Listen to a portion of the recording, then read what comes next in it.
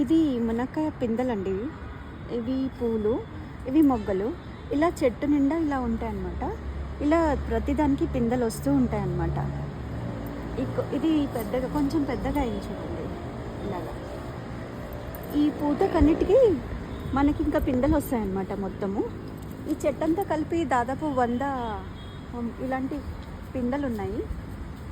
ఈ పింద మీకు మళ్ళీ మునక్కాయలాగా ఆపడానికి కనీసం మీకు ఒక నెల రోజులు పడుతుంది అన్నమాట. ఇది వచ్చి వారం అయింది. వారంకి ఈ సైజు ఉందని చూడండి.